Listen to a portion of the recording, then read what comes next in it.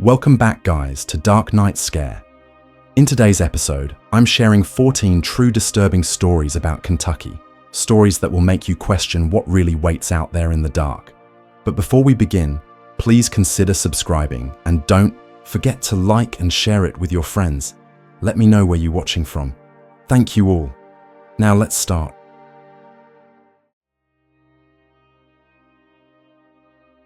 I was 27 when it all began.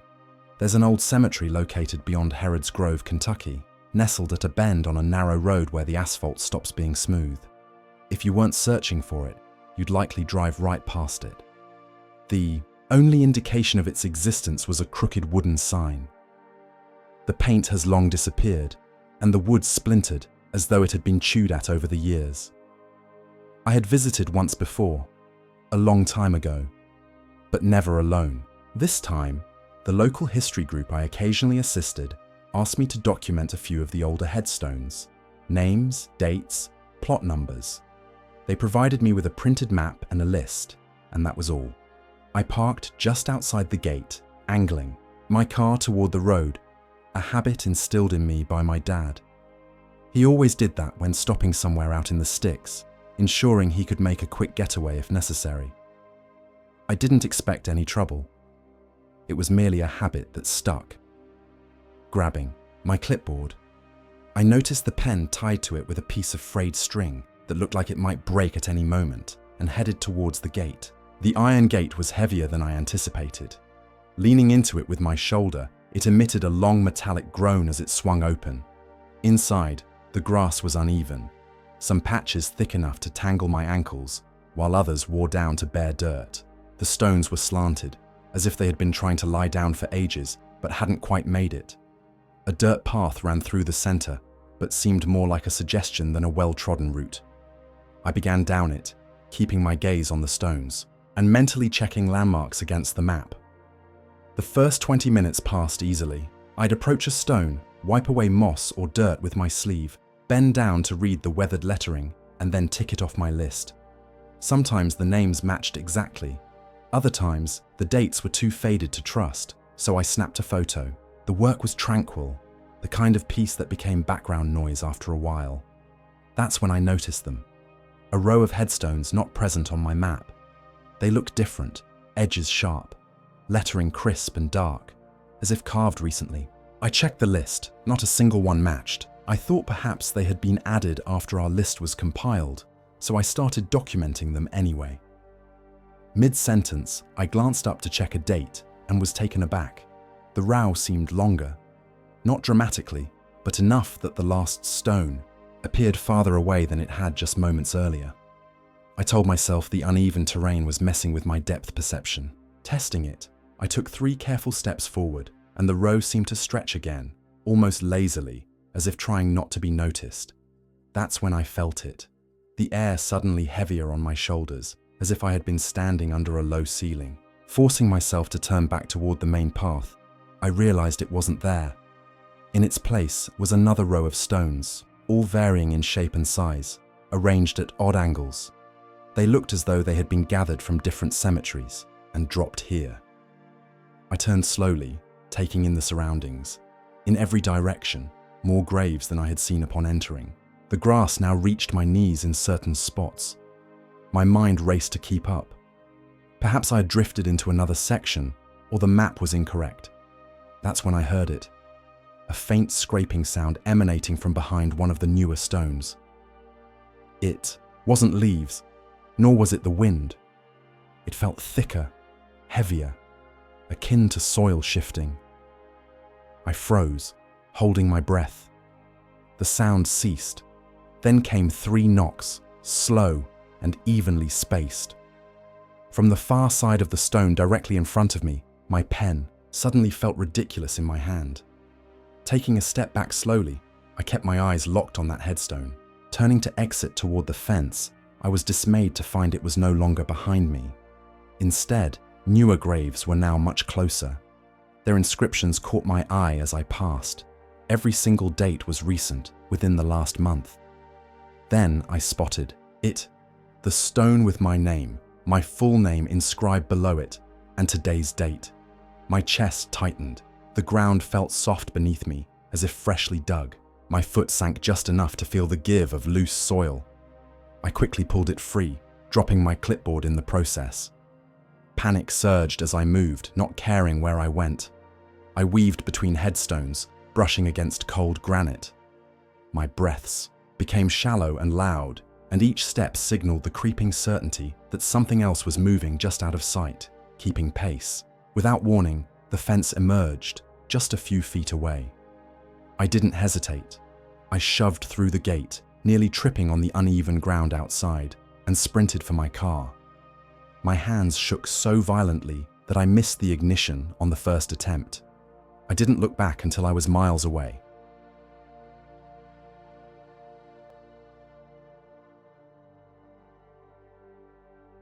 I was 16 the first time it happened.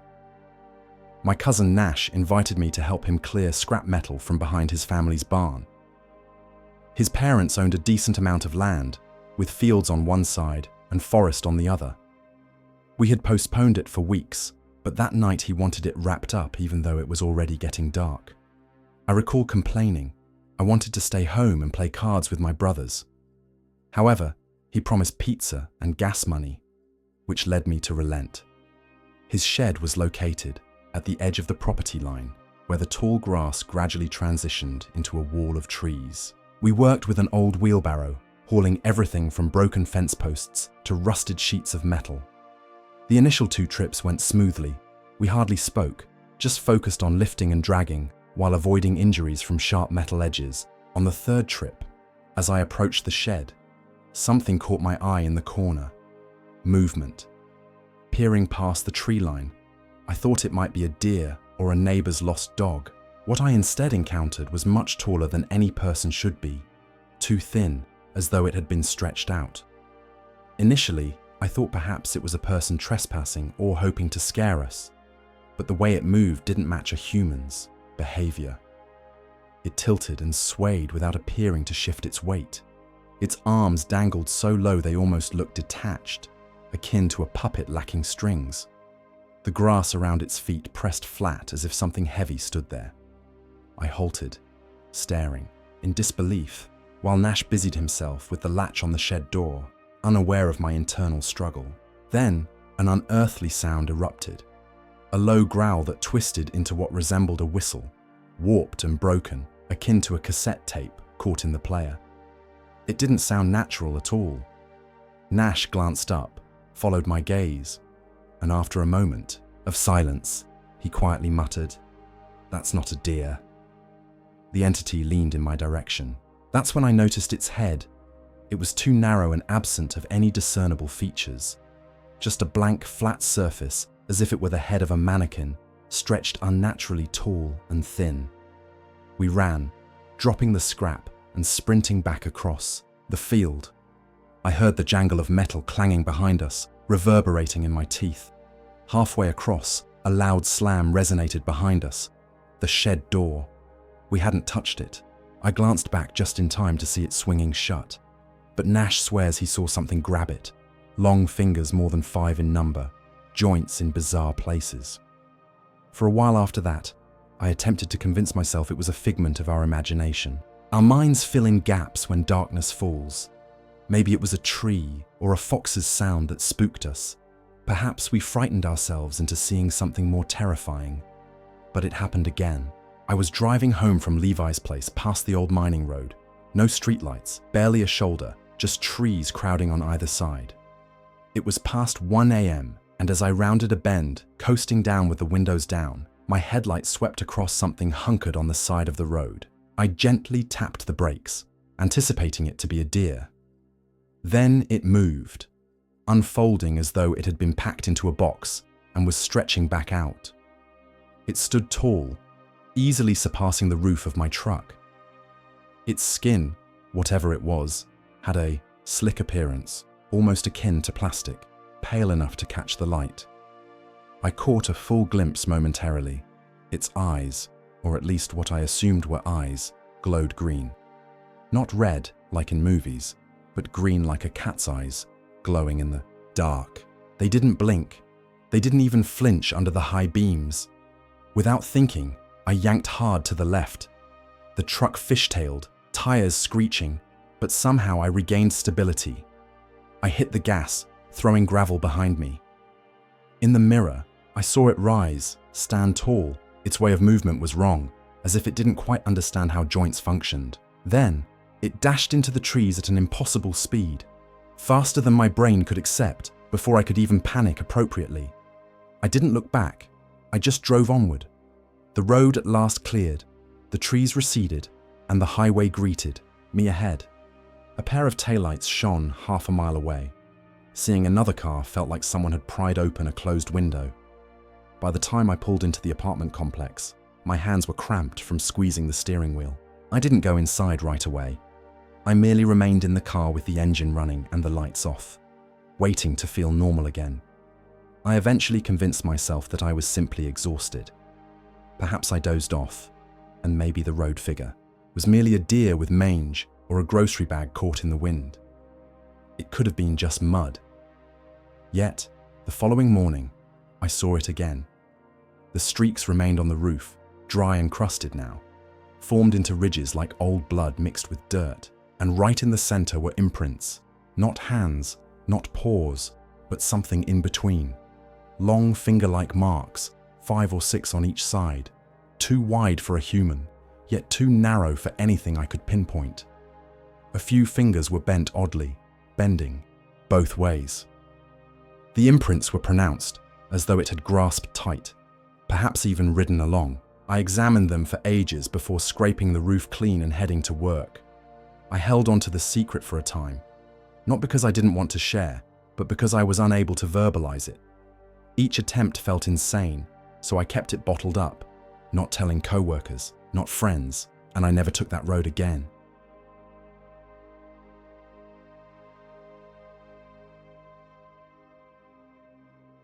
The first time occurred at my uncle's house, just outside Elbridge, Tennessee. His place was situated on the edge of dense woodland, an old-growth forest that consumed light once the sun set low. No fences, no neighbors within earshot, just trees. Step off the back porch, and within a few strides, you'd find yourself in the wild. It always made me uneasy, though I chalked it up to being a suburban kid. The living room had massive windows, almost floor to ceiling, especially along the back wall. In daylight, the view was stunning. Trees as far as the eye could see, green, peaceful, serene. But at night, those windows turned into black mirrors. Sitting on the couch, it felt like the forest was observing us instead of the other way around. That evening, my cousin Jonah and I were sprawled on the sectional, each half slumped in our corner, surrounded by snack wrappers and a half-empty bowl of popcorn. We had been binging on bad horror movies, not the entertaining kind, just cheap, ones with terrible acting and even worse dialogue. His mother was supposed to return by 10, yet it was creeping closer to 11 now. My uncle had gone to bed hours earlier, snoring behind the closed bedroom door. We were just about to turn off the TV when it turned dark, aside from the hallway. Nightlight and a hint of moonlight filtering through the trees. We sat in that strange quiet that settles in right after a movie ends, zoning out when something occurred. A streak of light zipped across the ceiling above us, quick yet bright enough to capture my attention. I blinked and glanced toward the front window. Probably a truck, I mused. The road curves near the house, and headlights often swing, wide, casting reflections through the trees. It happens frequently, but when I checked, nothing was there. The road lay silent, devoid of engines, lights, or even distant traffic. Just as I was about to shrug it off, it happened again. Same spot, same shape, but this time it was brighter, more defined, definitely not a standard reflection. Jonah sat up, tense as a board, like someone had yanked him straight. "You saw that, right?" he whispered. I nodded, still fixated on the ceiling. Then it happened again, but this time it moved differently. Not merely a streak, but a form. A glowing orb no bigger than a soccer ball darted across the ceiling, then halted. It just hovered there, as if contemplating. It jerked left, paused, jerked right, deliberate in its movements. as if searching. We didn't utter a word. We sprang off the couch and raced out the front door. No shoes, no phones.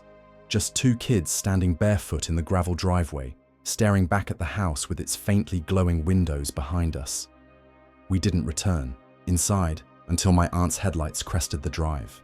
Even then, we kept quiet, saying we were spooked by a movie and needed some fresh air. She didn't press us, probably figured it was just typical teen antics. Yet, that glow lingered in my mind. It didn't resemble headlights, reflections, or anything natural. It felt curious. I know how that sounds, but that's exactly what it felt like. I tried to forget. A few weeks later, I was back for the weekend. Same scene, Jonah and I hanging out with his aunt working late, and his uncle turning in early. This time, however, Jonah had plans. He left around 8 to meet friends at the skating rink in Fairview, assuring me he'd return after midnight. That left me alone in the house, which I usually enjoyed. A blanket on the couch, full control of the remote, leftover pizza with no one to judge me. That night played out similarly as I watched a loud action flick on HBO, muted the credits, and surrendered to the silence that ensued. That's when I noticed it. At first I thought it was a smudge on my glasses, a faint pale glow on the wall, where the living room opened into the dining room. I cleaned my lenses, blinked, looked again, and it was still there. The glow was small, about the size of a notebook page, hovering a few feet off the ground. I figured it had to be a reflection, but when I went to the front window, the road remained deserted. No lights, no sounds, just trees and silence. So I waited. 10 minutes, then 20, then a half hour. The glow didn't flicker, didn't move. It just lingered. Eventually, I stood up, grabbed a throw pillow and moved closer. If it were a reflection, the pillow should scatter it. However, as I passed the pillow through the glow, it vanished. Not all at once, but slowly, as if I was dragging an eraser through light. The glow smeared, then disappeared. Cold coursed through my chest, freezing my body. I dropped the pillow and retreated until my back hit the hallway. Then I turned and bolted for the guest room, locked the door, and sat on the bed with the covers drawn tightly. I couldn't sleep. I just stared at the sliver of light beneath the door, awaiting it to darken. The following morning, the wall was bare. No marks, no residue, no sign that anything had been there. I almost convinced myself it was a dream, but then came the orchard. It was early spring. Our youth group, Young Fellowship, maintained a tradition of flashlight tag for new members. Usually taking place in a park, this year it was held at Mr. Sco Dolan's apple orchard. He was one of those men who always seemed to possess knowledge that others lacked. Nice enough, but odd. The orchard was vast, perfect straight lines of trees all in bloom. The air was sharp and sweet. My friend Cal and I were seekers, and everyone else scattered, laughing. After a brief head start, we clicked on our flashlights and went searching. Around 10 minutes in, we heard movement, leaves crunching, branches snapping. Cal grinned, crouched down and whispered, "Cover me." He then dashed toward the sound. I stayed still, scanning with my light. A moment later, Mason burst from behind a bush, sprinting toward the clearing with Cal hot on his heels, both laughing. Then, I was alone. At first it felt fine. I wasn't nervous, but then I noticed the silence. No birds, no bugs, just my own breathing. It rustled to my left, then to my right. I spun, but found nothing. I chuckled, calling out, "Mason, you're not that stealthy." No reply. Then came a sharp crack right behind me, a branch breaking. I turned, expecting to find a deer or maybe one of the kids, but what I saw froze me. At first, it seemed like a stump, low, wide, unmoving. But then it blinked. Two round eyes, glossy as marbles, reflecting moonlight back at me. Not a raccoon, not a possum. The shape was all wrong. Too broad, too still, it just stared. I didn't even make the choice to run. My legs reacted on their own. Branches lashed my face and tore at my arms, but I didn't care. I I sprinted until the orchard opened into a clearing and I spotted headlights by the parked Jeep. Once I reached the group, I was gasping, eyes darting everywhere. Cal and Mason remained engrossed in an argument over who had tagged who, oblivious to my distress. Then Mr. Hadley, our youth leader, emerged from the trees. His face was pale, his flashlight trembling. He looked at all of us and instructed, "Everyone quiet, bow your heads." We froze. Someone asked why. Mr. Hadley raised his hand, palm flat, about 3 feet above the ground. He said, "Because something that tall just walked across the path in front of me." No one spoke. No one moved. We silently departed the orchard.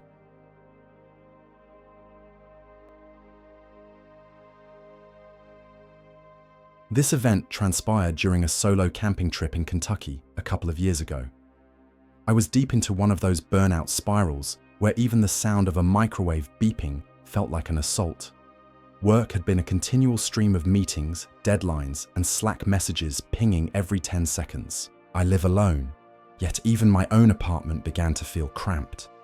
So, I blocked out a weekend, informed everyone I was going somewhere without service, which was accurate, and started packing for a 2-night venture into the woods. Just me, a tent, and hopefully no one else within miles. A guy I used to work with, Marcus, once shared a hidden spot beyond the typical campgrounds at Red River Gorge. It wasn't found on any camping map, just a location you had to know about. He described following a dirt path past a washed-out sign and a bent fence post and continuing until you reached a little fort that seemed unremarkable, at which point you'd discover an open clearing bordered by trees. He had only been there once, years earlier, but said it felt like the quietest place he'd ever visited. That sounded perfect. I left on a Friday morning. The drive from Louisville took a few hours, the final stretch a bumpy ride on gravel roads, encountering potholes and uncertain turns that made me doubt whether I was even on the right path. Eventually, I spotted what seemed like the trailhead Marcus had described, a barely there path half swallowed by weeds. I parked off to the side, hoisted my pack, and set off. The hike turned out to be longer than expected, almost 2 hours with all the gear, ascending more than I had anticipated. My legs were screaming by the time I finally reached the clearing, soaked in sweat. But the moment I stepped into that open patch of earth, it felt worth every effort. It was a perfect little spot, flat and spacious enough for a tent and a fire, surrounded by towering trees that made the place feel like a room without walls. Someone had left a fire ring made of blackened stones. The ground was soft but not muddy. No sounds of cars or distant voices, no humming from power lines, just profound stillness.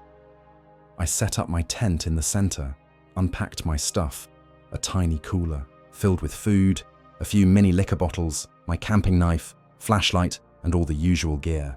I got a small fire going, roasted some hot dogs, and cracked open one of the mini bottles. I recall sitting there for quite some time, just staring into the fire and feeling more relaxed than in weeks. I even chuckled aloud at how quiet it was, not in a spooky way, but in the sense that my brain had finally turned off. Soon, however, dusk descended. Right around that time, I heard a noise in the trees behind me. It wasn't the subtle rustling you tune out, but something heavier. Slow steps, leaves shifting, branches brushing. Without thinking, I turned my headlamp toward it. For a fleeting moment, I glimpsed someone, a figure between 2 trees, already half turned, moving away.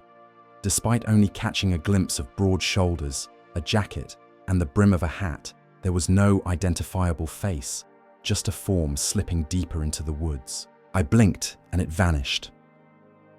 Raising my voice, I called out, "Hey, you camping out here too?" My voice sounded unusual, not echoing but swallowed up, like the clearing absorbed the sound. No response. I waited, then said, "All good. Just didn't expect to see anyone out here." Still nothing. I reassured myself it could have been a hiker, perhaps passing through, or someone who just preferred solitude. Fair enough. I didn't particularly want company either. But after that, I couldn't help stealing glances at the trees, catching shadows where there shouldn't be any. The fire crackled while the bugs buzzed, yet I no longer felt alone. About an hour later, I heard another noise. Leaves again, but this time emanating from the opposite side of the clearing, as if someone was circling. I grabbed my knife, switched on the light, and scanned the area. Nothing awaited, just trees and underbrush. That time, I refrained from calling out. I merely stood quietly. After a few minutes, I sat back down, but the fire had burned lower. Not wanting to waste batteries, I conserved my flashlight usage. Once everything fell into hushed silence again, I climbed into the tent. It was colder than expected. Zipping the sleeping bag up to my chin, I lay there listening. The tent creaked with the wind, but otherwise all was dead quiet. No owls, no rustling. Just an eerie stillness. At some point, I must have drifted to sleep, but I woke up in the middle of the night. The tent glowed pale from the moonlight, and it took me a moment to realize why I had awakened. There was a sound, a soft brushing right next to my head. The tent wall was moving. Something or someone seemed to be dragging their fingers slowly across the outside. I remained perfectly still, my body locked up instantly. It wasn't the wind or an animal. This was a slow, intentional movement of a hand moving back and forth, tracing the outline of where I was inside. I whispered sharply and urgently, "Who's there?" The sound stopped immediately. Gone. No footsteps, no breathing, nothing. I waited, gripping the knife so tightly it began to hurt. Then I unzipped the tent just enough to stick my head out, flicking on the headlamp. The clearing stood empty, utterly still. The fire pit dark, the trees unmoving. I couldn't even hear the wind any longer. It was as though someone had frozen the scene. I scanned the surroundings twice, then zipped the tent back up. I didn't attempt to sleep again. I just sat up, knife across my legs, headlamp still on. About 20 minutes later, I heard another sound. This one seized my chest with dread, the soft creak of my cooler opening. Under normal circumstances, it wouldn't make any noise. Yet, in the silence, it rang like a gunshot. I held my breath, listening intently for anything more. Then I unzipped the tent, leaped outside, and swept the beam across the site. The cooler remained closed. It was in the same position, same latch, not moved even an inch. I approached it, heart racing, checking, and everything was untouched. I shouted then, loud and furious, "What do you want?" No response. I turned. In a complete circle, shining the light everywhere, still nothing. I began to pace around the clearing, trying to make sense of it all. I didn't want to leave in the dark. It was far too dangerous. Yet, I was wired. I couldn't tell if someone was playing tricks on me, or if I was genuinely losing it. I was. Halfway through a second lap when something stopped me cold. My boots were missing. I had left them right by the tent flap, neatly side by side, yet now they weren't there. My eyes darted toward the fire pit. There they were, not thrown, not kicked, not disturbed, simply sitting there, perfectly aligned, as though someone had picked them up, carried them 20 feet, and placed them down with care. I stared for so long that my flashlight flickered with doubt. Nothing else had moved. I walked slowly to the boots, knelt beside them, and scanned the ground for prints. The dirt appeared untouched. It was the most peculiar kind of wrong I had ever encountered. I backed away and dashed into the tent, sat down, zipped it shut, pointed the light at the door, and grasped the knife like I was prepared for an impending confrontation. The rest of the night stretched eternally. Every sound felt like bait, every silence like a test. I didn't sleep. I didn't even blink for long stretches. Eventually, the light outside shifted, and I observed grey light through the tent, realizing dawn was approaching. I didn't waste a moment, throwing everything into the pack. Skipping, breakfast, and not even checking to see if I had left anything behind. As I laced my boots, my hands trembled so badly that I had to start over twice. Then, I slung the pack over my shoulder and started walking. I walked quickly until I saw my car, tossed the pack into the back seat, slammed the door, and drove away.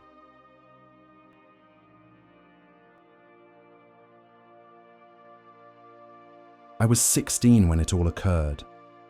My Uncle Rick asked if I'd ride out with him to check on an old rental property he owned in the middle of nowhere, just outside Newfield, Kentucky. The house had been empty for years, nestled down a long, uneven, gravel road that seemed to cut through cornfields and cow pastures as if trying to vanish. You could drive for 20 minutes without spotting another soul, only the occasional barbed wire fence or a crumbling barn in the distance. Rick said he wanted to ensure the roof hadn't collapsed or the pipes hadn't burst, but deep down, I sensed he simply didn't want to go there alone.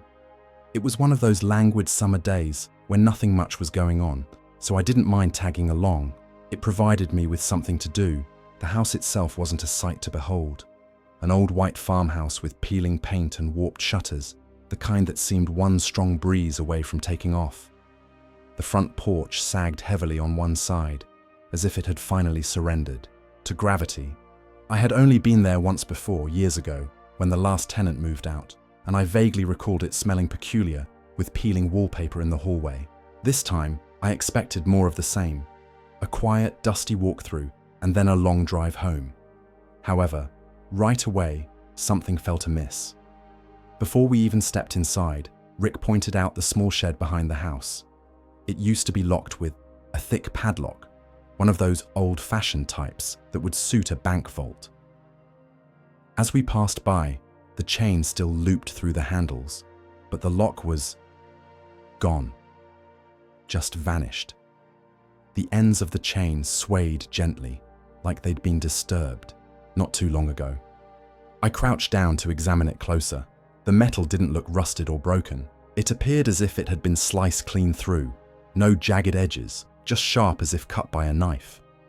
Rick muttered something about the chain, likely rusting out and breaking on its own, but even he sounded unconvinced. I didn't argue, I just stood up and followed him to the back door. Once inside, I immediately noticed the air. It was heavy, almost resistant to being breathed in. Dust floated lazily in spirals as we moved, and our footsteps echoed more than they naturally should have. The space felt tense, as if it was holding its breath. We began in the kitchen, and that's where the bizarre happenings genuinely commenced. A plastic grocery bag rested on the counter, one of those flimsy ones from a corner store. Inside was a half-full water bottle. The label wasn't faded, nor was there dust on it. It appeared as if it had been dropped there just earlier that day. The plastic still emitted that crinkly sound when I brushed past. Rick noticed it too. He didn't comment, but I could see his eyebrows rise slightly. He surveyed the room, seemingly trying to identify what else he had missed. We then moved toward the back door, and that's when I caught sight of it. A single boot print on the floor, nestled in the thick layer of dust that coated everything. Just one, without a matching pair. It was clear, deep, fresh. We stared at it for a moment. Rick didn't say anything but moved on, now more alert, as if a switch had flipped. We continued through the rest of the downstairs, each room housing something that didn't feel right. A chair slightly askew, a window cracked open when all others remained sealed, a cabinet door swinging ajar while all the others were shut. It was worse upstairs. The bathroom at the end of the hall had a towel hanging from the rail. Without thinking, I touched it. It was still damp. Not dripping wet, but far too wet to have been there for years. Then I noticed the bedroom door. It was shut tight. Rick said everything should have been left open the last time he checked, and I believed him. He didn't seem like the kind of person who would overlook such details. Hesitating momentarily, I reached for the knob, only to hold my breath. For a fleeting second, I thought I heard something on the other side. Maybe a quiet shuffle, possibly a breath, but it disappeared before I could confirm. Rick was already pulling out his phone, instructing me to check the upstairs bedrooms, while he called the sheriff. His voice maintained a calm demeanor, but there was a tightness in it that made me uneasy. I opened the first door on the right. It creaked loudly, which didn't help my nerves. The room was mostly empty, old floorboards, a water-stained ceiling, a broken lamp in the corner, but the closet door sat slightly ajar, cracked just enough to catch my attention. Something about the way it hung there twisted my stomach. It felt like it was waiting. I stepped closer, my hand trembling slightly. I don't know why I opened it. Maybe out of curiosity, or perhaps in hope that I could laugh at myself for worrying too much. It wasn't empty. Inside was a makeshift bed, blankets bunched in the corner, a squashed pillow that looked like it had been dragged from a car, and beside it sat a bag of chips, half-eaten and still open, exuding a scent that made my mouth water. I could almost smell the salt and grease. Backing out quickly, my feet tangled, narrowly avoiding tripping into Rick, who had seemingly appeared behind me. He didn't inquire about what I had seen. He caught a quick glance into the closet and then directed me to stay where he could see me. We descended back to the living room, where we waited in silence. That atmosphere shifted. It no longer felt empty. It felt like it was watching us. Then we heard it. Footsteps upstairs. Not the sound of old wood shifting or the wind, but genuine, solid footsteps. Slow and deliberate, approaching with a toe-to-heel rhythm, cautious and quiet, but heavy enough for us to feel them through the floor. Rick didn't utter a word, merely leaned in close and whispered, "We're leaving right now." We didn't quite run, but we didn't take our time either. We exited onto the porch and made our way across the yard to the truck without looking, back until halfway there, when I turned around. The curtain in the upstairs bedroom had shifted slightly, just enough for a pale hand to curl around the edge and pull it back, not hurriedly, not startled, but calmly, as if the person wanted me to take notice of them. We climbed into the truck, locked the doors, and awaited the sheriff's arrival. When they finally showed up, 2 deputies and a third guy who didn't say much, they entered quietly, no sirens, just flashlights and hand signals. I remained in the truck while Rick engaged with them. They conducted a thorough search of the entire house. 15 minutes later, they returned and informed us that the house was empty. Yet one of the deputies asked if the attic door was supposed to be open. Rick blinked. "No," he replied. "That thing's been nailed shut since I bought the place. The floorboards are unsafe. It's sealed." The deputy nodded. "Well, it's open now. Nails scattered across the floor. The door is hanging. It seems someone's been using it." Later that night, Rick returned with a hammer and nails. He boarded it shut himself, sealed the windows, checked every lock, and didn't say a word during our drive home.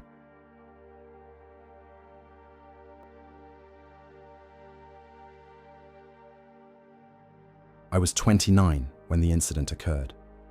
One afternoon, while I was halfway through preparing a sandwich, my cousin Aaron called me. She's typically the kind of person who only reaches out when something is important. We usually text, so I figured something had happened. Perhaps someone was ill or there had been a family emergency. Instead, she dove straight into it. "Do you have the car? Can you check the old family cemetery? Someone in Waverley mentioned that graves have been disturbed." That caught me off guard. The cemetery was situated on a forgotten stretch of land that our families had maintained for generations. I'd visited it a handful of times as a child, usually with my parents for Memorial Day or to plant flowers, but we had stopped going after my grandparents passed. "There's no one nearby anymore. It's out in the sticks, 40 minutes to the nearest gas station, and beyond that point, it's more gravel than pavement." "I'll go," I told her, partly because it seemed like the right thing to do, and partly because I didn't expect it to be a big deal. I imagined pulling up, strolling through, snapping some photos, and texting her to reassure that everything was fine. Perhaps I'd even stop for coffee on the way back. The drive initially felt familiar, passing the same old barns and leaning telephone poles. But once I turned onto the gravel road, it started to feel like I was entering a place that didn't particularly welcome visitors. You know that sensation, when you realize it's been miles since you saw another vehicle. When I arrived at the cemetery, it looked just as I remembered, except for one thing. The gate, an ancient iron structure rusted brown and slightly leaning forward, had lost its padlock. The chain still looped there, dangling in place but no longer secured. When I pushed it open, the creak echoed against the surrounding hills. Inside, it felt as if time had frozen. Rows of stones leaned at angles. Some were cracked, others fully shattered. The grass struggled for existence, yielding bare dirt patches amid the weeds sprawling over gravel paths. I made a beeline for the back row where my great-grandparents rested. My great-grandmother's stone appeared unchanged, solid and upright, but my great-grandfather's grave told a different tale. The dirt surrounding it was misplaced, uneven. It looked less like the gentle mound of a recent burial, and more like someone had dug into it and attempted to cover it up hastily. I knelt, pressing my palm against the dirt, which yielded more than it should have. Graves settle over time, I reminded myself. And given our recent heavy rainfall, I tried to dismiss my unease. But I couldn't shake the desire to glance over my shoulder. That's when I caught sight of something that made my stomach tighten. Fresh boot prints in the mud, large ones. They circled another grave 3 times before veering toward the trees at the far edge. Then, inexplicably, they just stopped. No additional prints, no bent branches, nothing, as if the person had ceased to exist right there. I lingered there for what felt like 30 seconds, weighing my curiosity against caution. Ultimately, I turned back toward the path, but as I did, so I noticed a headstone I had passed earlier was now leaning sharply forward as if someone had shoved it from behind. It was not a small stone either, but a thick granite marker, likely requiring a team to move. I surveyed the surroundings, still and quiet, except the atmosphere felt burdened, almost like the silence itself was observant. I opted to exit, deciding I had enough information for Aaron, and began walking more quickly to the gate. Then I heard it, a slow scraping sound, stone dragging against stone, emanating from the far corner near the oldest graves. I nearly continued walking but felt drawn to glance back.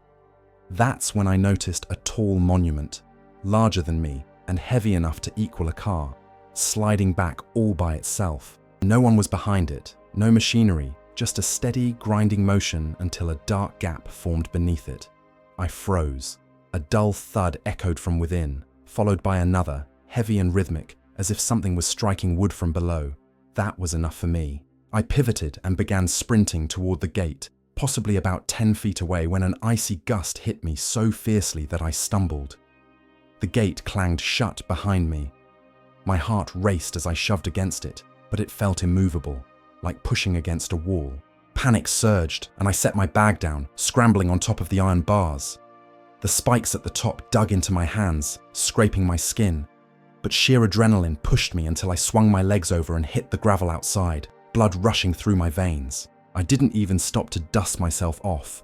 I just hopped into the car, locked the doors, and revved the engine. My hands trembled against the wheel as I considered looking back, but the gate stood wide open again. The monument was back upright with no gap, and the footprints had vanished. I drove straight onto the highway, pulling over on the shoulder to breathe hard until I could call Aaron. I recounted the tale only once. We haven't mentioned it since.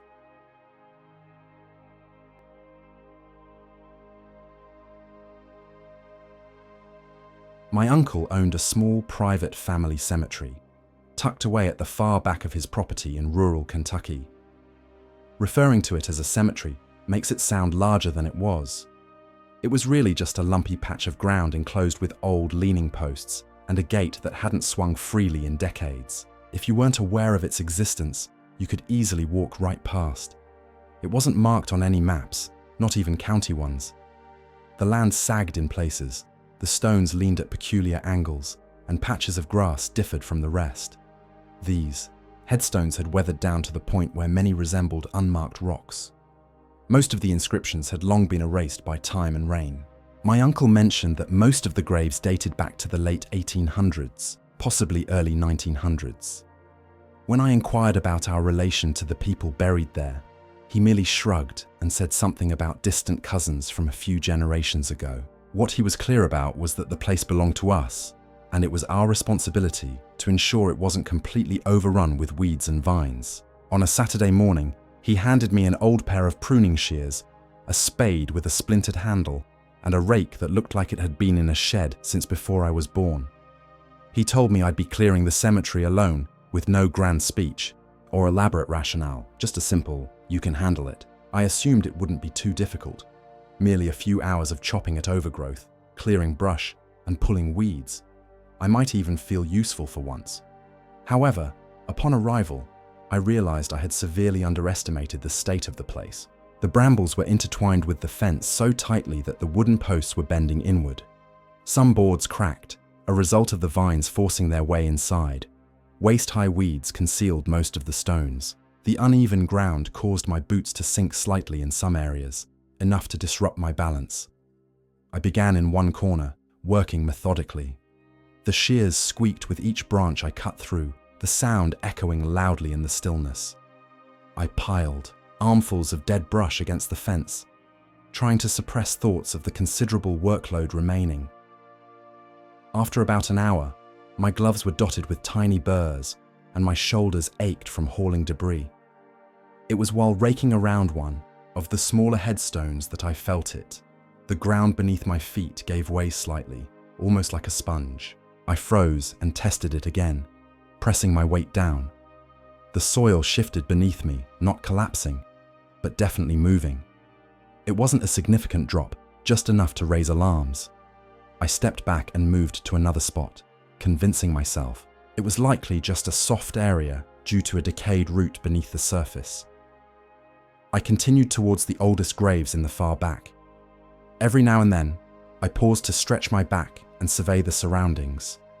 The air had that heavy late summer weight to it, and there was no breeze to rustle the leaves. I remember stopping to take a sip from my water bottle, turning toward the grave where I'd set my rake earlier, only to find it flat on the ground, several feet away from where I had left it. The handle faced the fence, almost as if someone had intentionally placed it that way. What struck me was the ground in between, perfectly smooth, with no scuff marks or trails suggesting it had been dragged or rolled. The rake was clean too, which made no sense considering I had been using it to rake dirt and weeds less than an hour ago. That's when I began to observe other peculiarities. A tall, narrow headstone I could have sworn had been leaning to one side earlier now stood completely upright. Another stone I had passed twice suddenly sported a freshly made crack running right through the middle of the name. Not a thin crack either, but a jagged, deep one, as if something heavy had struck against it. I tried to brush off the oddities, attributing them to fatigue and the possibility of mixing up details, yet a knot began to form in my stomach regardless. As the afternoon dragged on, shadows from the trees lengthened across the cemetery, casting sharp, uneven patches of light and dark, causing the stones to appear as though they were shifting positions. I told myself it was merely the light playing tricks on my mind. I gathered my tools, ready to call it a day, when my gaze drifted back to the first grave I had cleared, the one where the ground had felt soft. Now its surface was covered with a thin layer of fresh, dark soil. It felt damp, indicating it had been disturbed recently. The stone was so eroded, it was nearly indistinguishable, but I could still make out one detail.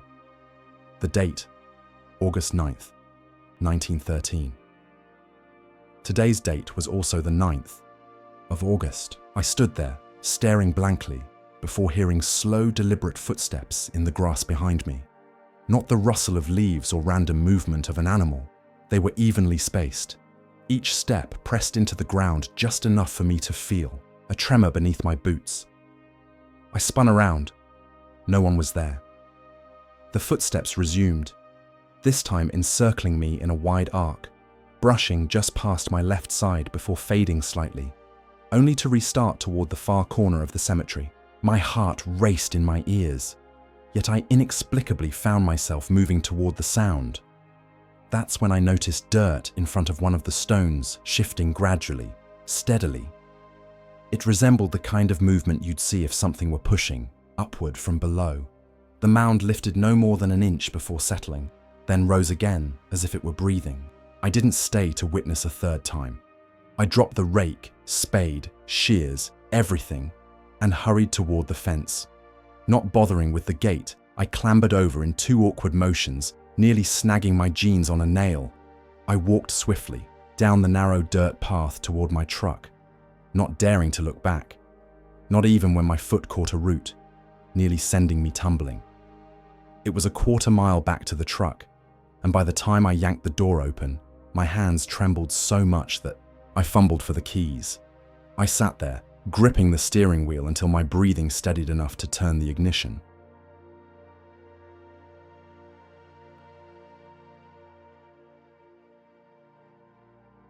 My uncle lived way out in the hills of eastern Tennessee rather than Kentucky, as many often assume when I recount this story. His cabin sat deep within the woods where, if he screamed at the top of his lungs, the nearest neighbor might wonder if it was just the rustling wind.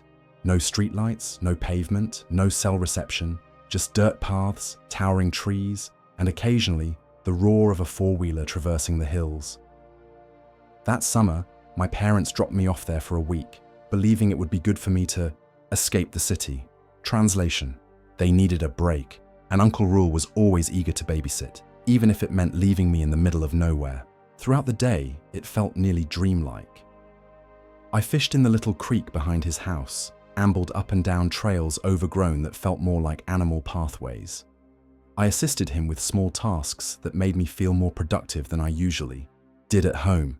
We'd lounge on the porch for hours while he whittled scraps of wood into bird shapes, sharing stories that often began with "back in '74" and typically concluded with someone breaking a leg or being chased by something with hooves.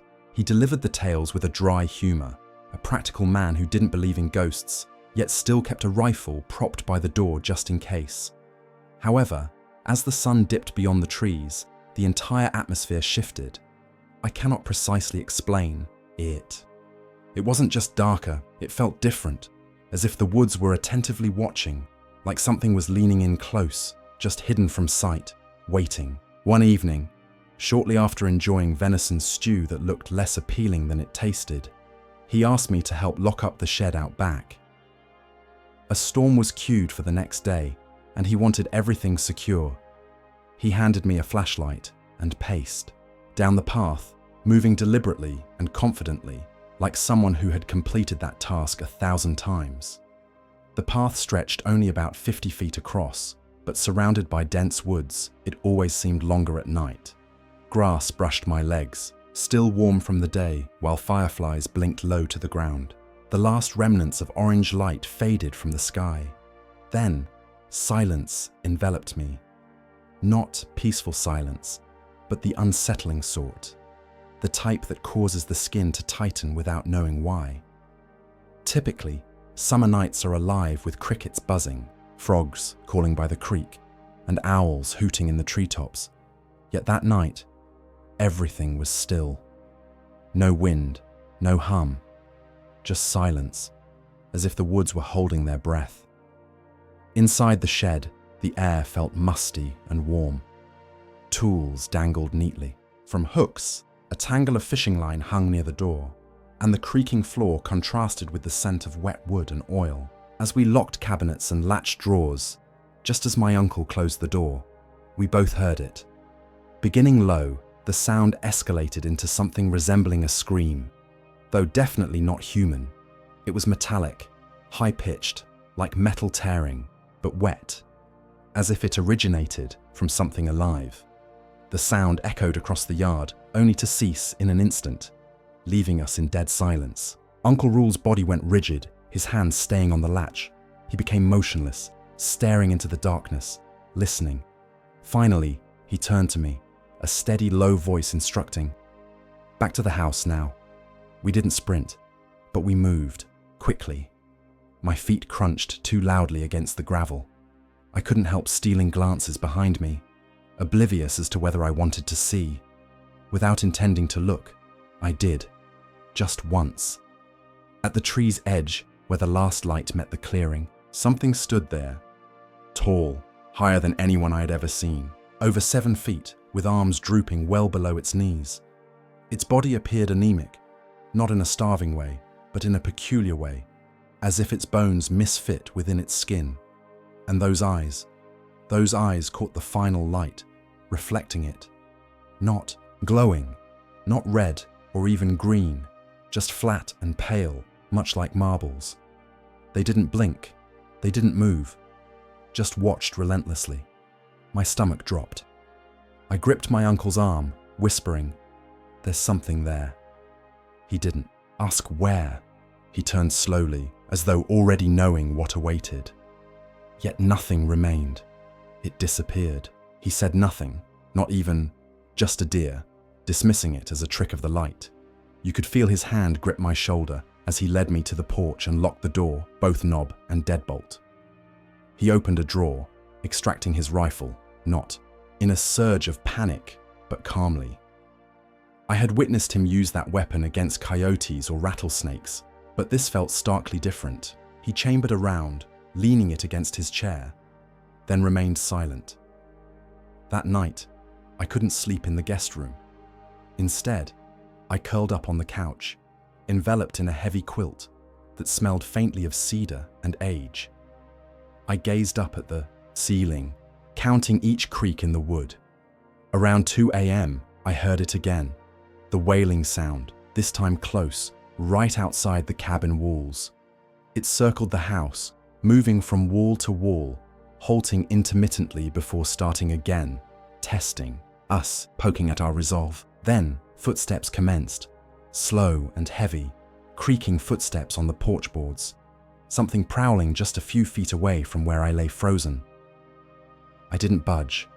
I didn't even breathe. I kept repeating to myself that wind doesn't walk. Then came the scratching, a long dragging noise against the siding, claws or nails, I couldn't quite tell. It scraped, paused, then scraped again, deliberate, as if it yearned for us to hear it, aware of the thinness of the wall. I felt the urge to scream, to call for my uncle, yet my throat felt parched, my chest tight, and no sound escaped. Then came the decisive click, an unmistakable metallic sound of a rifle bolt. Uncle Rule moved swiftly, without a trace of hesitation. He stepped into the room, his eyes steely, and flung open the front door. The porch sat empty. No footprints, no sound, just the still night. The scraping ceased at that very moment he opened the door. He stood there, scanning the tree line. He looked ready for whatever might lurk beyond. But realistically, he expected nothing at all. After shutting the door and locking it, he returned to his chair. I neither slept nor dared to leave again. Upon the break of dawn, everything seemed ordinary. Birds sang, cicadas buzzed, the woods appeared unchanged until I strolled out to the shed. There, dusty prints adorned the dirt path. Not boots, not paws, but hands. Oversized, misformed hands, with elongated fingers trailing behind as if dragging along. The impressions were deep, far too deep, indicating a weight more substantial than what it should have been. Uncle Rule stood behind me, staring intently. "Quiet! Don't discuss this with anyone," he commanded. His voice didn't falter, yet his fists clenched, and something uncharacteristically recognizable glimmered across his face. Not fear, but familiarity. He had seen it or something similar before. I stayed 2 more nights, waiting. Nothing else surfaced. Yet, after nightfall, I couldn't venture outside. That feeling of being watched lingered like fog. When my parents arrived to collect me, I didn't pretend that I wasn't ready. I tossed my bag into the trunk, while Uncle Rule gave me a long look as we pulled away, not one of farewell but a warning. I haven't returned since.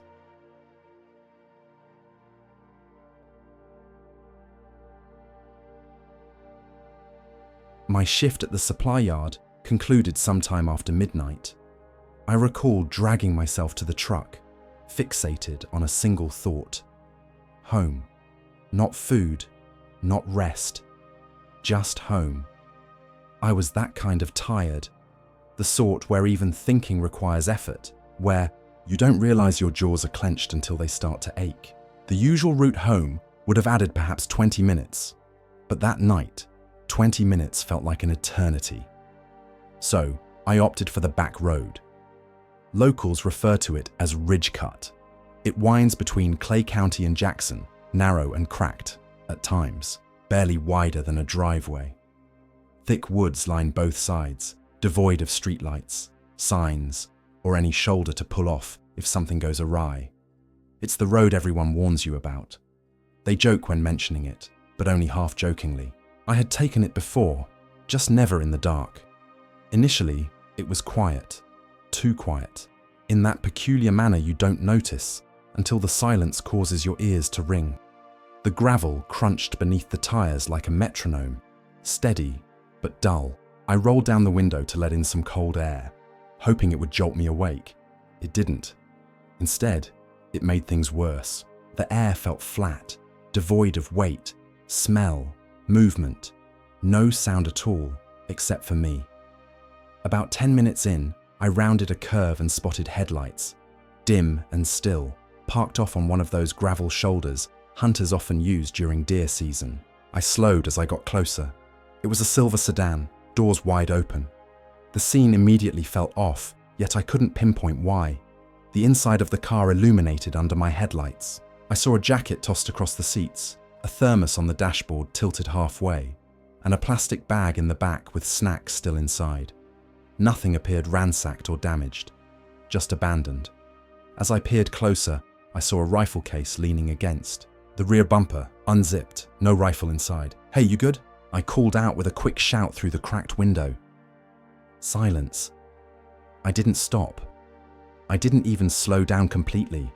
I just continued rolling past, trying to comprehend the whole situation. Something about it gnawed at me more than I cared to admit. People don't wander off into the woods at midnight and leave their coats and gear behind. Not unless something went awry, and I wasn't talking about a flat tire.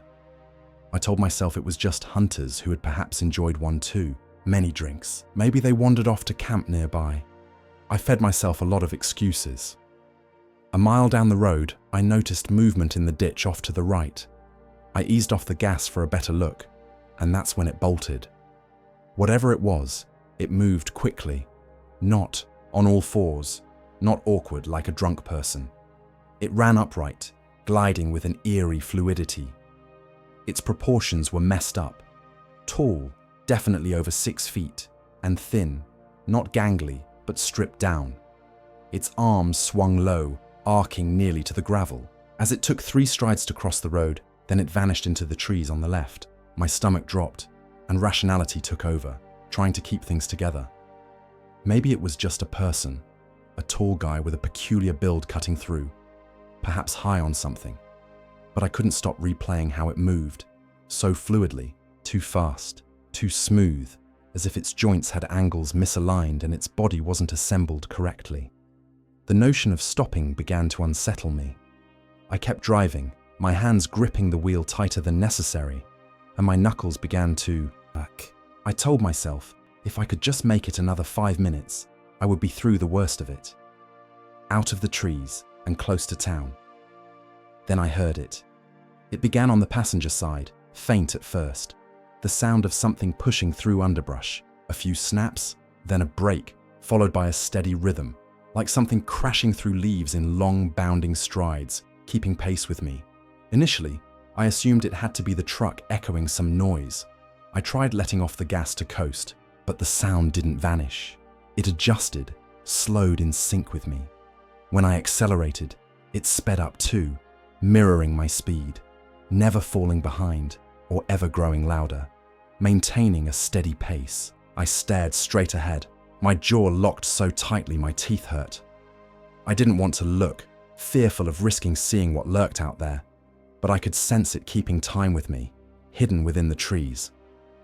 The road curved sharply this time, and as my headlights illuminated a bend ahead, they caught something dead center on the asphalt. It crouched low as though waiting. When the light touched it, it slowly stood up, deliberate and unhurried. I didn't glimpse a face. The body appeared pale, almost translucent. Its skin stretched taut over bone, as if it hadn't seen daylight in years. Ribs protruded so sharply I could count them. Its limbs were absurd, arms too elongated, neck too narrow. It resembled someone who had been constructed from memory, but the measurements were all wrong. It tilted its head, and spontaneity kicked in. I jerked the wheel hard to the right, the back tires fishtailing while gravel flew everywhere. For a brief moment, I lost control, skidding into the ditch, then catching traction and lunging forward. I stole a glance back in the mirror. Nothing on the road, and not even a shadow left behind. I didn't ease up until I crossed the town limits and caught sight of the gas station glow ahead. Familiar lights. Human things. I parked in that lot, sat there with the engine idling and my heart drumming loudly, gripping the wheel, attempting to still my tremors. The next morning, I wound up hearing about the hunters. 2 brothers, locals, good guys by all accounts. They had ventured out late the night before, around 9, in pursuit of one last buck before the season ended. They informed their wives they would return before midnight, but they didn't come back. By dawn, the sheriff's department located their car, the same silver sedan still parked at that turnout on Ridgecut. Both doors were ajar, coats on the seats, thermos on the dashboard, that empty rifle case, no guns, no footprints, no drag marks, just nothing. They called in dogs, volunteers, drones, even a helicopter to fly over the area. Not a single clue emerged, like both men had stepped off the road and vanished into thin air. I never mentioned what I witnessed. Not to my boss, not to my sister, nor to the guy I sometimes shared beers with. It wasn't just a fear of ridicule, though that was indeed present. It was that I didn't want to own it, to articulate it aloud. If I vocalized it, I felt it might follow me home. I know what I encountered. I know what I heard. That thing in the trees, it was not human. And it wasn't just some wayward animal that got too curious. It was watching, waiting, like it had been doing that for ages. I still drive home late some nights, still finish shifts after midnight, but I haven't taken Ridgecut not once since that night.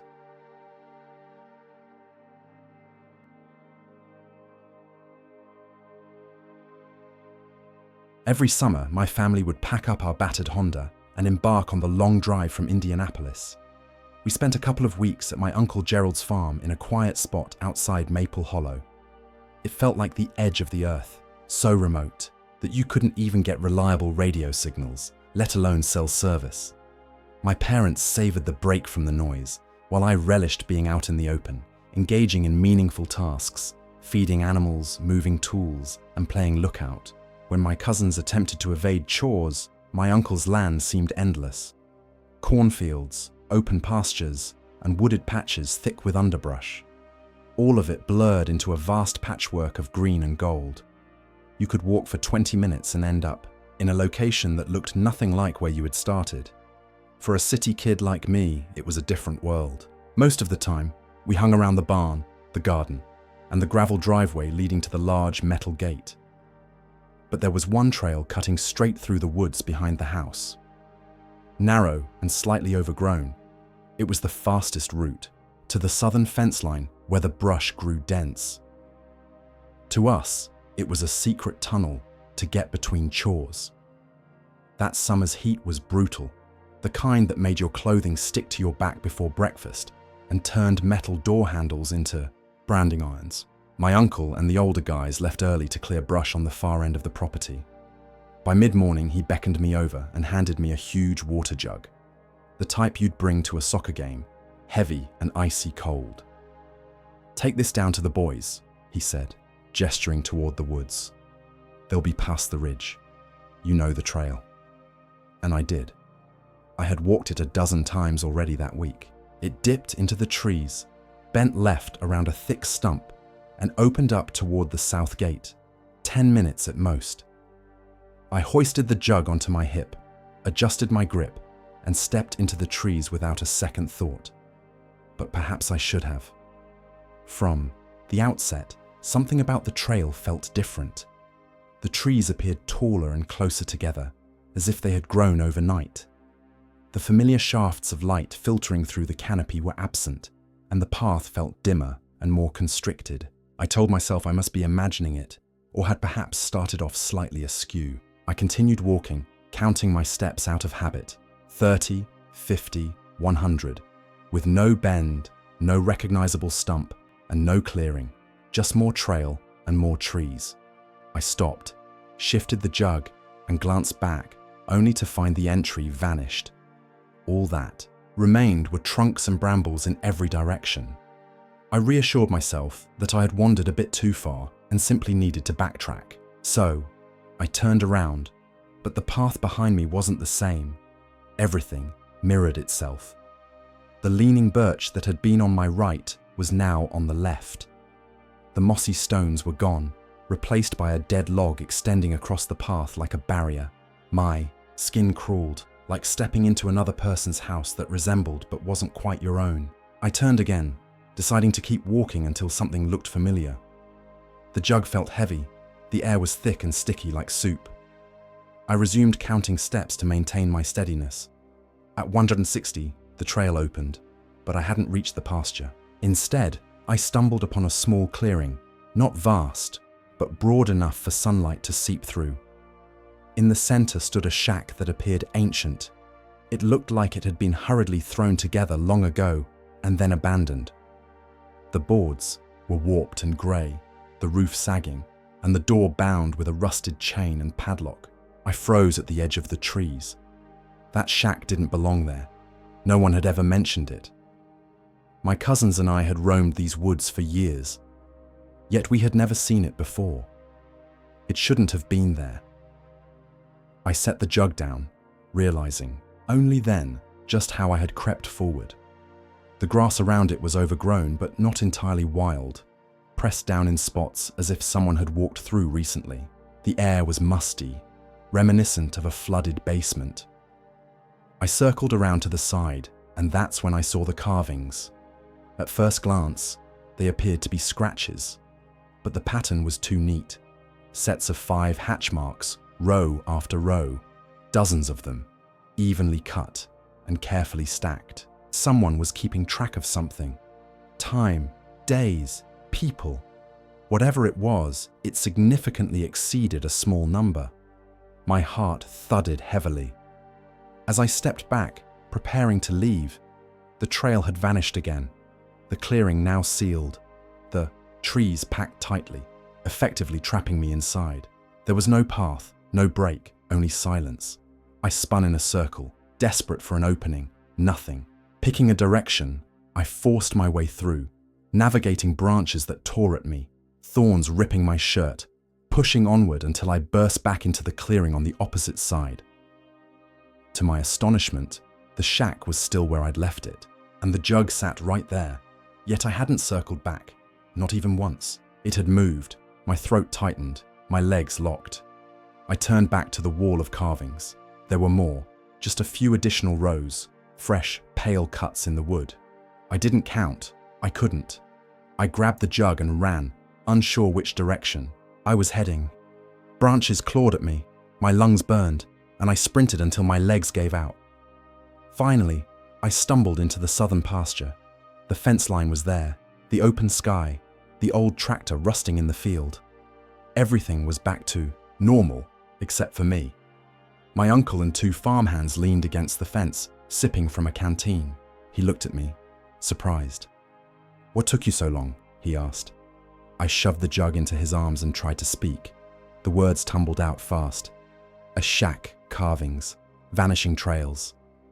He stared at me, then said calmly, almost flatly, "There ain't no shack in those woods." There was no teasing, no raised eyebrow, no follow-up, just nothing.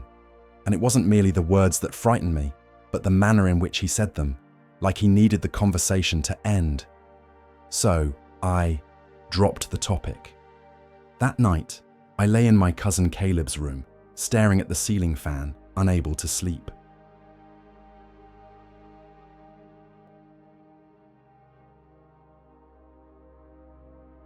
I was 24 when I started working at the front counter of the old Briar Tavern.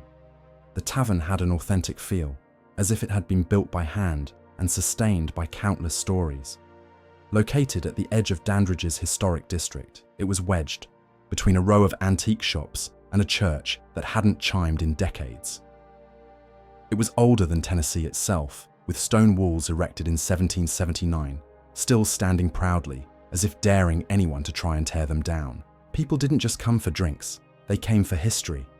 The place had a lived-in ambiance, with wooden beams low enough to bump your head against and mugs that seemed better suited for a museum. Each room was assigned a name, primarily after Noted figures who supposedly passed through back in the day. Outlaws, generals, riverboat captains. The Clayton Room, named after a bank robber turned regional legend Elijah Clayton, was the most frequented. According to the tales, he'd been shot dead in the tavern and never really left. Guests enjoyed the notion that he roamed upstairs, and the staff loved playing along with it. We showcased framed blurbs in each room telling their historical significance, along with a laminated sheet titled Haunted Highlights, that I was expected to distribute with a wink and a bourbon flight. I didn't believe in any of it, though. I found the stories amusing, entertaining, and good icebreakers. When guests inquired about the building's past, I regaled them with tales about a girl running through the dining room, shadows lurking, at the edge of mirrors, and Clayton himself rattling the doors of his namesake suite.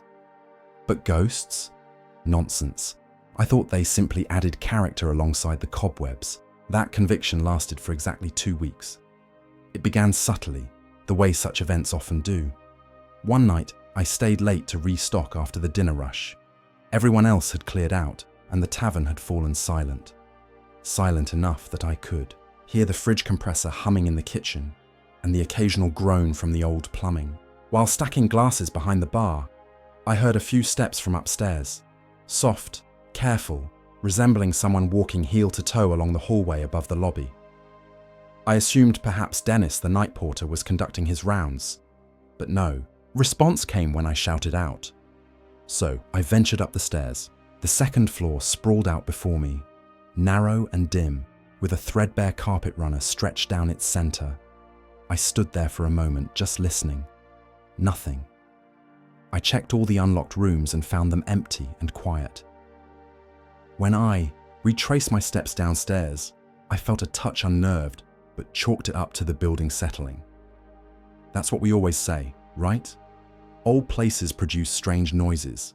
I kept repeating that mantra in my head. A few nights later, while delivering towels, I passed the Clayton Room. It was unoccupied, locked, and the key still resided in the drawer behind the counter.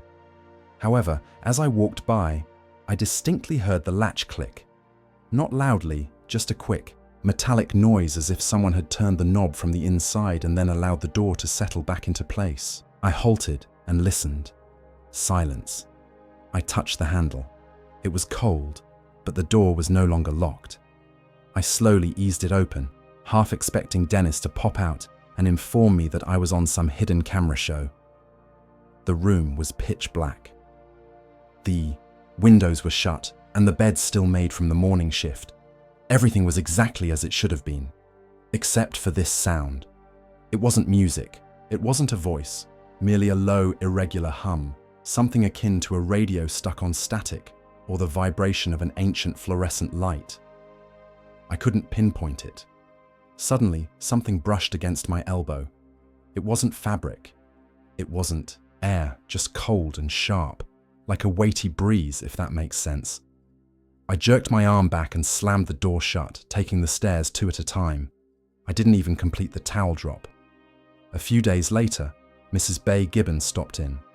She was somewhat of a fixture around the place, with her family being local for generations. She used to help run the tavern years prior, and now visited occasionally to inform new employees. Sitting at the bar, I poured her the usual straight rye without ice. "Have you heard him yet?" she asked, not bothering to look at me. "Heard who?" "Clayton, room 13. You'll know when it's him. He walks really heavily. Doesn't like to be ignored." I attempted to laugh it off, but she merely tapped her glass against the counter, reminiscent of knocking on a coffin lid. "He got shot right there in the hall," she elaborated. "Tried to drag himself to the door, didn't make it. Some nights, I still hear his boots. You can tell when it's him because it sounds like he's pacing left to right, right to left, never really going anywhere." I mumbled something like, "Well, he hasn't introduced himself yet." She didn't respond with a laugh. It wasn't just Mrs. Gibbons. There was a writer from Columbus staying in the Maple Room, which shares a wall with Clayton's. He returned from dinner looking pale and jumpy, akin to someone having witnessed something inexplicable. "I heard music," he stated, "upstairs. Not loud, just soft piano. like someone practicing an old tune they hadn't played in years. He paused, trying to smile, but the front desk informed that there hadn't been a piano in the building for years. I didn't know what to say. I simply shrugged and joked about Dandridge having some exceptionally talented raccoons. A few nights later, I encountered it too. Having locked up, turned off the lights, and was heading down the back stairs when I heard a slow, unsteady melody drifting from the second floor. Just a few notes, hesitant and uneven, as if someone was relearning an old song. There hadn't been a piano in the tavern for ages. I retraced my steps, following the sound, and pressed my ear against the wall of the Clayton room. Silence. But the wood felt warm, not just room temperature, but noticeably warm, as if someone had been standing right on the other side of the wall. The night that finally shattered my resolve happened just after midnight. The tavern was dark, moonlight illuminating the windows. I was in the back office, tallying liquor bottles for the weekly inventory, fully aware that everything had been locked for the night, front door, office, storage. I double-checked. That's when the office door creaked open. No loud slam, no rush of air, just smooth, almost seductively slow. I glanced up from my clipboard, frozen in place. The footsteps echoed in the hallway, clack, clack, heavy and deliberate, coming closer. I couldn't see anyone. I was immobilized. I remained utterly still, breathing shallowly, my lungs striving to remain unnoticed. Then, the temperature plummeted, not metaphorically, but genuinely. I could see my own breath. My flashlight slipped from my hand and clattered to the floor, the sound resonating like a gunshot. The footsteps halted momentarily. Pure silence ensued. Then I felt it, right behind me, just beside my ear. Go. It wasn't really a voice. It was a shape, a command that conveyed urgency without needing lips or lungs. I bolted. I didn't even close the office door. I raced straight out the back, keys still in my pocket, the lights still on, and everything forgotten with the instinct to get as far from that hallway as possible. The next day, I quit, offering no explanation, merely leaving my badge and apron on the counter as I walked out. I changed my number, ignoring every call from the tavern. Dennis texted me once, "You okay?" But I didn't respond. Occasionally, I find myself passing through Dandridge. The tavern remains, of course, and looks largely unchanged, perhaps slightly more weathered, but still the same. One of the second-floor windows, always the same one above the Clayton room, remains cracked open. Even in the dead of winter, I've seen snow piled on the sill, and yet nobody seems to close it. I don't step inside.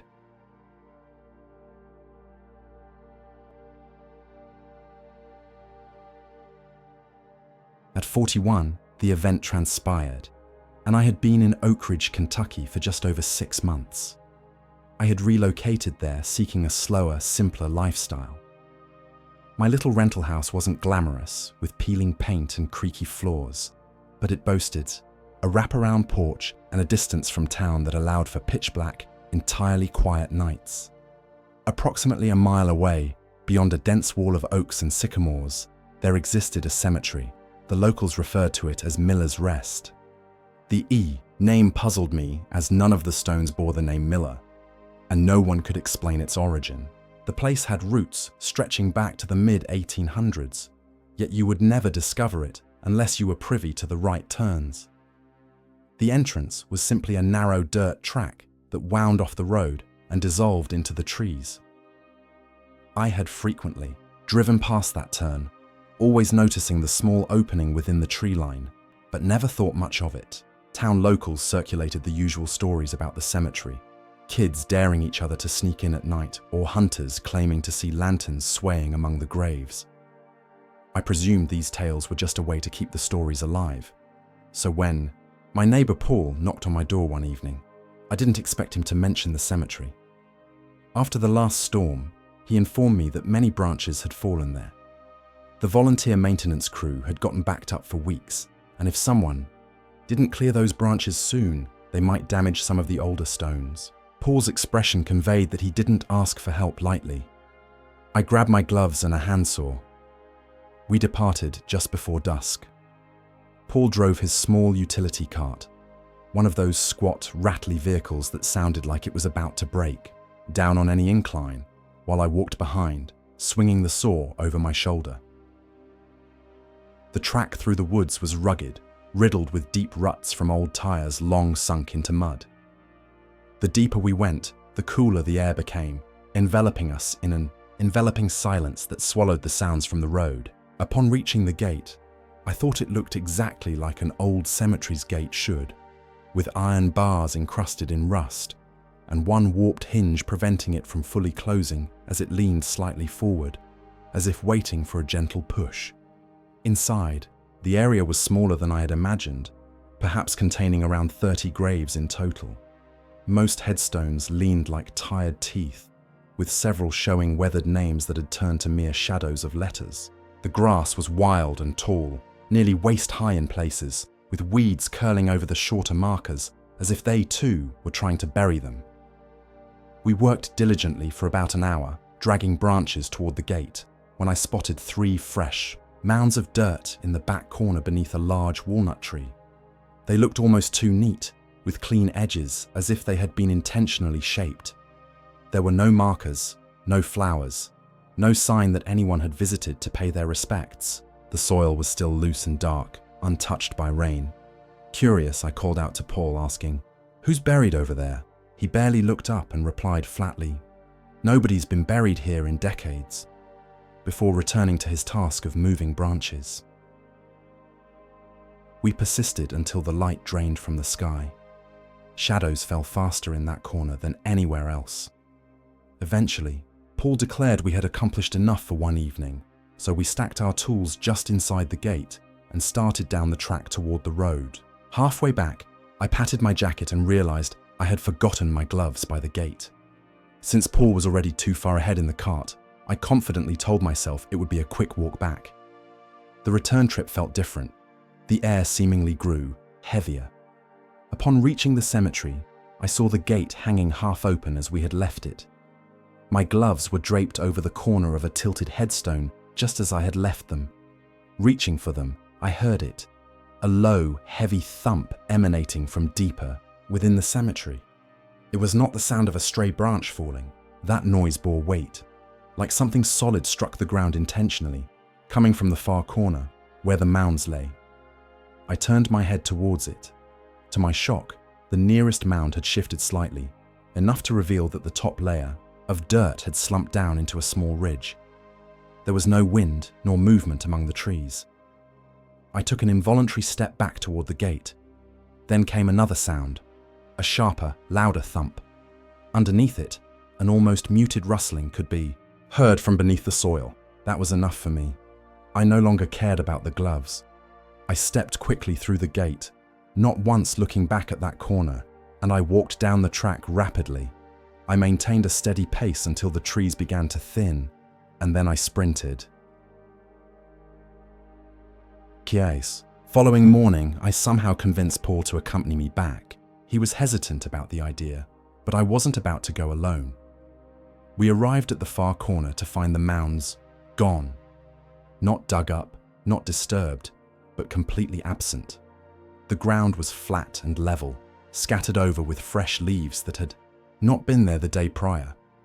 We did not speak a word during the return trip. Paul hasn't asked me to help out in the cemetery again, and I haven't set foot on that track since.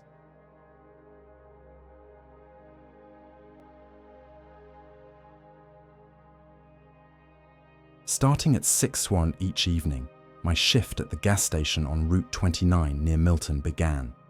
It was one of those blink-and-you-miss-it stations. 2 pumps, a register squeezed into a corner, a selection of overpriced snacks, and an aging cooler that emanated a constant low hum, similar to wheezing as it approached its end. By that point, I had been working there a few months, mostly covering the night shifts that no one else wanted. While the pay wasn't great, the peace of it all was appealing. After dark, we hardly ever received traffic, just the occasional local stopping by for cigarettes or beer. or a lost soul who had missed the larger Shell station 10 miles back. On weekdays, I could manage a whole shift, only ringing up a handful of customers in total. That's why the incident that night stood out so much. Any tiny change in routine could seize your attention when everything else had felt so stagnant. The first unusual event occurred around 9 p.m. I was stationed behind the counter, munching on a bag of off-brand cheese curls while browsing an old road atlas someone had left on the counter weeks earlier. Automatically, I glanced up at the security monitor. It was a habit more than anything else, and noticed flickering on the screen. Initially, it was just the typical static, flickering white lines due to loose connections or aging feeds. However, the actual image warped. One of the pumps appeared stretched, as though it had been pulled back farther than necessary, almost as if the camera had zoomed out, except it couldn't. It was a fixed lens, cheap and simplistic, wired straight into a dusty old monitor that lacked remote controls or settings. Leaning in to comprehend what I was experiencing, it snapped back to normal in an instant. I contemplated the possibility that my eyes were fatigued, or perhaps boredom was conjuring illusions. Still, I decided to step outside. The air was warm, yet not humid, entirely still. The pumps appeared in order, the gravel lot looked intact, and the dark woods just across the highway remained unchanged. I stood there longer than necessary, attempting to catch a sense that something was amiss, yet nothing budged. No peculiar shapes, no unusual sounds, just an unwavering stillness. Ultimately, I shrugged it off and returned inside. At 10 p.m., I found myself in the back, breaking down a box of cup noodles when I heard the dumpster lid slam. That dumpster was heavy, constructed from thick metal, rusted around the edges, making it laborious to open. When it shut, it always emitted a pronounced clang. However, this was no mere clang. It echoed like a heavy slam, as though someone had thrown it shut from a significant height. I poked my head out from the back door while gripping my flashlight. The floodlight over the door flickered once before remaining steady. It cast a dull, yellow hue that barely illuminated the dumpster's perimeter. The lid was wide open. I cautiously approached, flashlight activated, and directed its beam inside. The trash bags I had discarded earlier lay undisturbed. Nothing appeared rifled through. No movement transpired when I kicked its side or made a racket. No raccoon, no possum, no dog. I gave it a moment, awaiting some creature to scurry from the shadows, yet the lot remained mute. Closing the lid, I allowed it to slam just to verify. The sound. Yeah, same tone, yet there hadn't been a breeze. The night air had carried an eerie stillness. Though it unsettled me, I shook it off and retreated into the quiet of the shop, manipulating my thoughts into believing I was simply on edge for no reason. Around 11 p.m., a worn-out man pulled up in a rust-colored SUV. He had that look of a cross-country traveler who might be hanging on by a thread. Upon entering, he filled up the tank and came inside to settle the bill with cash. While I was counting out his change, he cast me a peculiar glance. "You guys got livestock around here?" he queried. "No, not this close to the road," I replied while handing him his receipt. Pause. "Why?" he continued. I saw something moving by the trees at the edge of the woods as I pulled in. It looked like a four-legged animal, but when it lifted, its head, it appeared taller than a deer. We stood there, unsure how to react, both caught in a moment of uncertainty. He did not smile, and his voice trembled slightly, as if unsure whether he should have admitted that to me. He exited without purchasing anything further, quickly slipping back into his vehicle and speeding off faster than I expected. The entire experience began to feel jarring, with the night stretching into an unsettling perspective where I couldn't regain my foothold. By midnight, the cooler in the back started producing a dreadful sound, morphing from its usual low hum into sharp bursts like a dying fax machine mixed with static and coughing. Initially, I concluded the compressor was defective, so I stepped inside for an inspection. The very instant I walked through the cooler door, the cacophony ceased entirely. Nothing inside was broken. The fans spun continuously, and the air held, a chill. Everything appeared just as it ought to be. However, the ensuing silence felt more overwhelming than the previous noise, as though something was breathing in unison with me. Stepping outside again, the inept sound resumed, louder this time, as if it had been biding its time. I lingered a moment, just listening, drawing in, letting out, repeating that rhythm. Finally shutting the cooler door firmly, I opted to leave, it alone for the night, and decided to keep productive. Thus, I ventured to the front to restock paper towel dispensers and assess the squeegees at the pump. That was when it hit me. My footsteps didn't sound right.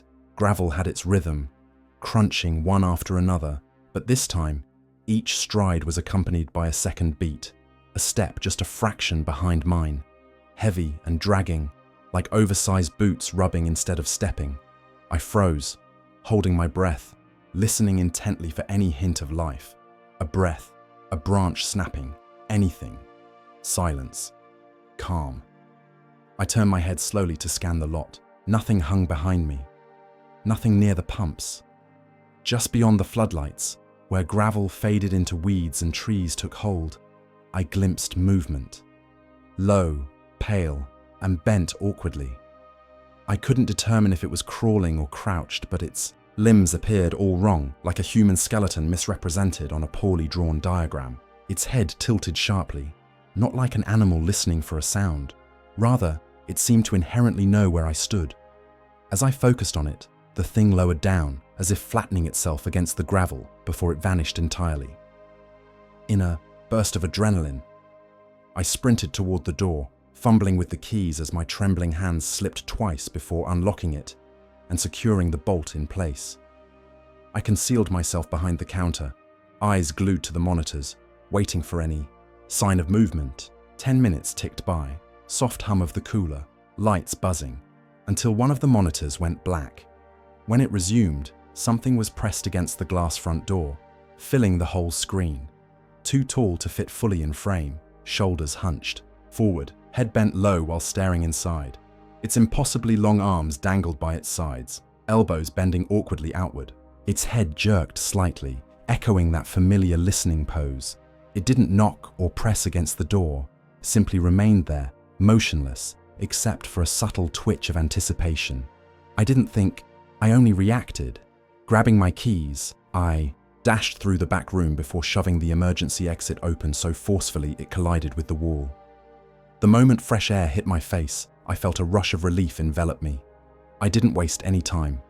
I dashed for my car, dove inside, slammed. The door shut and turned the key with such force I thought I might break it. The headlights flickered on in the mirror. Just before speeding away, I spotted something pale moving low and fast, just along the edge of the light, so I didn't stop, didn't check the pumps, nor glanced back until hitting the county line 30 minutes later.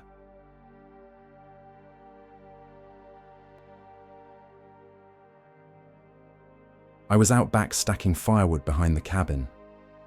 The pile had fallen apart earlier, probably due to Goose barreling into it like he always did. He was our black lab puppy, just shy of a year old, full of teeth, brimming with energy, chasing anything that moved or didn't move or even looked like it might eventually move. Pure chaos on 4 legs. But that night, he suddenly became still. He had been darting in and out of the brush along the tree line, zooming around as if his paws were electrified, and then he halted, completely frozen, his body low to the ground, ears perked, staring intently ahead into the tree line. He emitted a sound, a whine, but it felt off, unlike his usual whining. Halfway through, it cracked. At first, I didn't think too much about it. Maybe a deer or a possum. This was Kentucky after all, out in a desolate stretch close to a spot named North Hollow, a few miles from Bear Ridge and nothing else.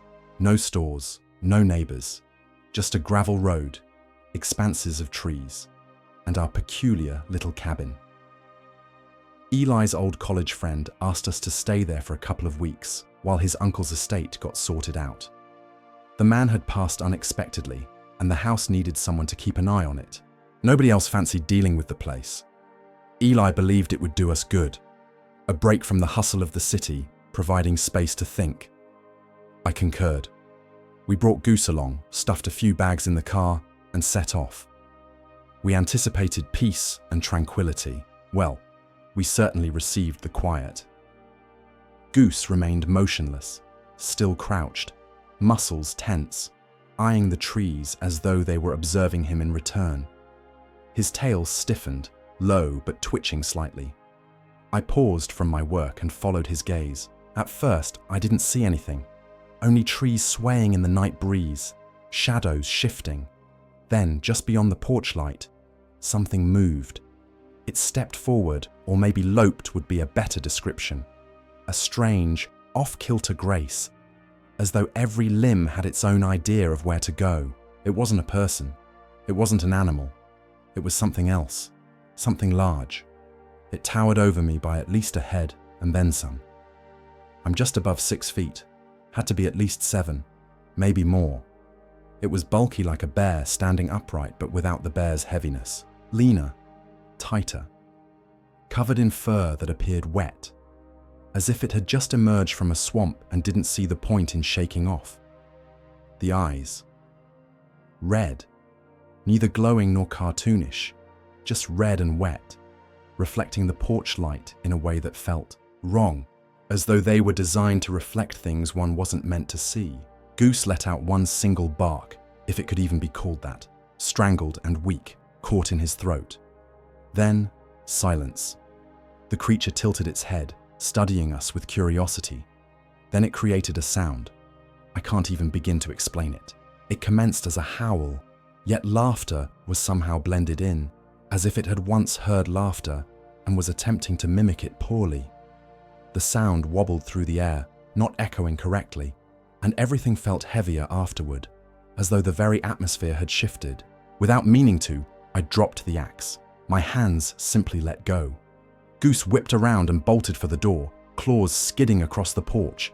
I sprinted after him, slammed the door, and locked it instinctively, despite knowing a deadbolt wouldn't hold against something that size. Inside, the house was dim and empty. Dusty rooms, folding chairs, a stack of boxes, a half-functioning lamp. In the study, an old printer, one of those bulky early 2000s types that sounded like a tractor when it powered up. It hadn't worked since we arrived. At least, we thought it hadn't. I flicked on the light and checked the door again. It was still locked. My heart raced hard enough I felt it in my fingers. Goose had dashed into the room we were using as a studio, just a desk and paper where I had been sketching.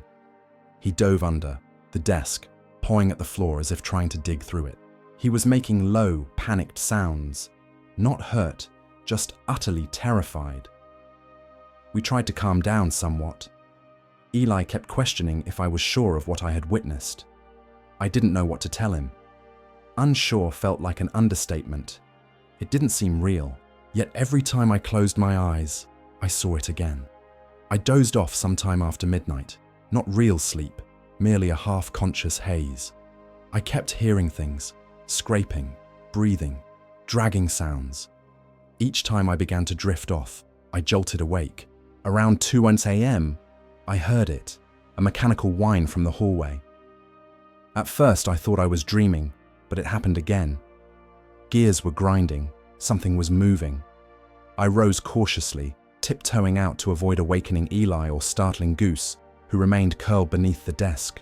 The hallway light was dim, but enough to see the green power button on the old printer glowing, which made no sense since we hadn't plugged it in. I stood there, half expecting it to explode. Gradually, the rollers began to move, slowly and deliberately, and paper fed through, blank sheets sliding out one after another. Goose began whining behind me. I turned. He was low to the ground again, trembling. I reached out for his collar, but he flattened himself, legs giving way beneath him. I yanked the cord from the wall, and the noise stopped abruptly. The printer went silent. That's when we heard it. A scraping sound just outside the wall behind the printer. Long, deep, and drawn out, like claws scraping against the siding, but not in a smooth manner. Uneven, as if the hand making the sound didn't know how to move in a straight line. Goose shrieked, not a bark, but a high-pitched scream. Without waiting, I dashed to the bedroom, shook Eli awake, and told him to grab whatever he could, anything. We needed to leave. We didn't turn on the lights. We scrambled in darkness, tossing clothes, chargers, wallets into bags. I scooped up Goose and pressed him against my chest. He remained still, simply trembling like a broken toy. We burst out of the driveway, the gravel flying under the tires. I kept my gaze fixed on the road, unable to look back. Yet, as we reached the curve, I glanced in the rearview mirror. There it was, at the edge of the trees, but different this time. Its limbs stretched and contorted awkwardly, bent at odd angles like a mannequin twisted backward, draped in animal fur and rotting canvas. It twitched as it moved, muscles firing, out of sync, and it wasn't walking. It was skittering, sliding across the gravel on hands and feet, limbs jerking, head tilted, as if it were trying to listen for something only it could perceive. We didn't stop until we reached the yellow light of a gas station along Route 30, the type of place you usually steer clear of. Flickering signs, stained walls. We parked and remained there, windows closed, doors locked.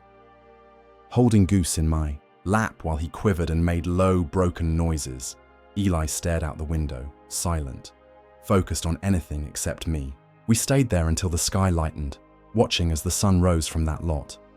Then we returned. 10 minutes within the cabin, no more. Grabbed our belongings and left the rest behind. The house felt colder, emptier. The back wall was the worst. Deep, furious gouges carved into the wood, not like wild animal scratches. Not rough, but purposeful, full-handed slashes, over and over, as if something had tried opening the house like a box. We didn't tell anyone. We simply said the plumbing had burst and crashed at my parents' place while deciding our next move. They didn't question us, and we didn't offer explanations.